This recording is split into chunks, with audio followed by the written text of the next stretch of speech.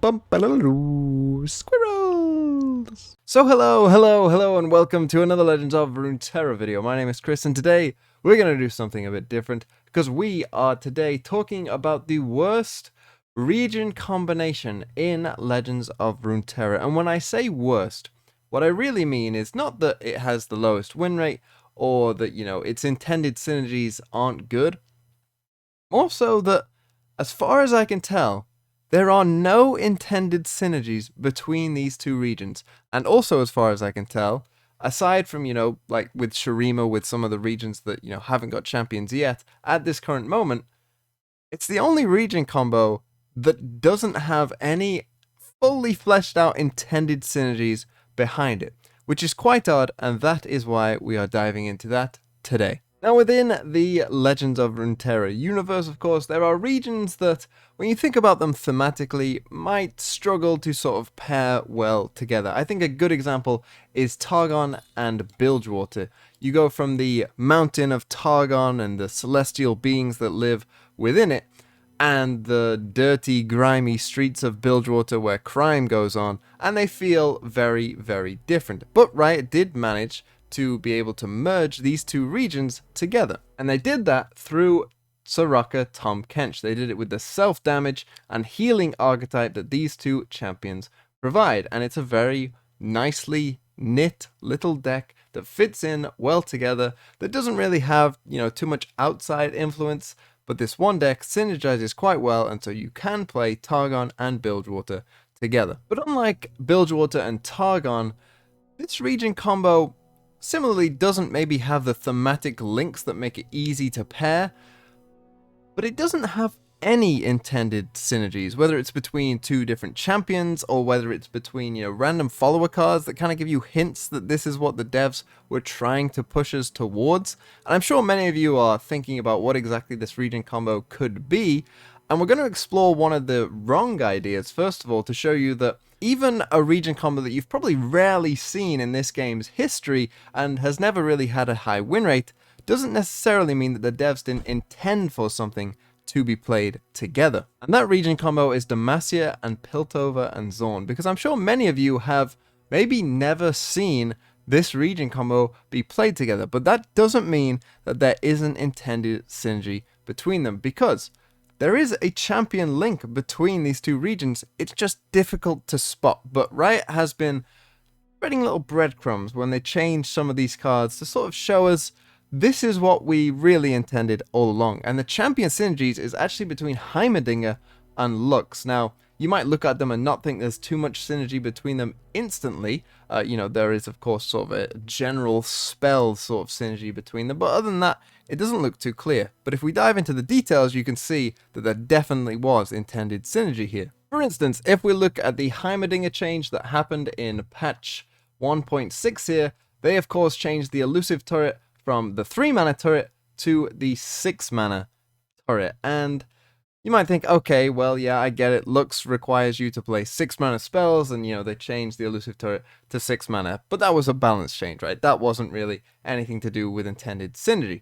But if you still don't believe me, what about the Mage Seekers and Unstable Voltician, all of which have a requirement to cast a 6+ cost spell, and then you get some sort of bonus or buff from it, such as Persuader here gets Challenger and 1/1. Voltician gets 4 attack and quick attack when you cast that 6+ cost spell. But perhaps the most compelling evidence comes from the devs themselves, who literally told us that this was the case when they changed Flash of Brilliance. It went from a card that created a completely random spell in hand to creating one that costs 6+ in hand. And as they say here, this makes the random spell cost 6+ will be more in line with the design intent of the card, fitting into the big spell decks from Piltover or Demacia. And I think that pretty conclusively tells us that there was an intended synergy there, but maybe it just didn't play out quite as the devs intended. But unlike Piltover and Demacia, our region combo, as far as I can tell, has no intended synergy. There is very, very little crossover between the two regions on any of the cards that exist within them. But what is that region combo? Well, it's Noxus and Targon.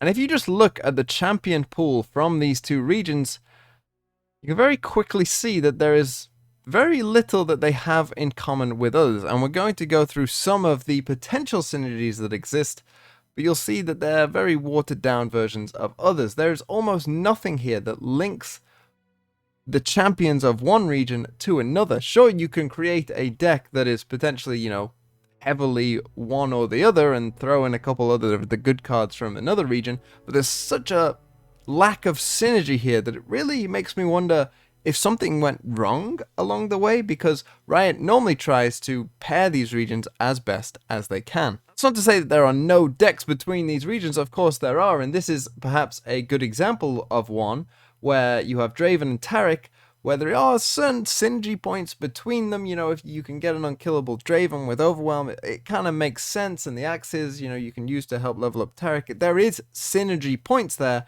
but I'm pretty sure we could all agree that these champions are not meant to synergize with each other. That was not the intent. It's maybe a byproduct of making two champions that are somewhat flexible in their design, but this is not the prime intent behind the design of these champions. Draven, of course, is meant to synergize with Jinx in discard aggro, and Taric was meant to synergize with Lulu, but that never really went anywhere. And this kind of theme is similar across other decks as well, where here we've got a Leona Swain deck, which is, has some stun synergies, I guess, but then you're playing it without Yasuo, who's the stun champion. It's, again, a little, all over the place in terms of there isn't great synergy here. It's just a list with some synergy, I guess. And even if we look recently on the Mobalytic stats, you see you've got one deck here with a less than 0.2% play rate, only 21 matches played,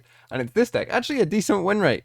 But I'm not sure LeBlanc and Aurelion Sol were really meant to be played together. This is probably one person playing this deck that is bringing up the stats of Targon Noxus on the current patch.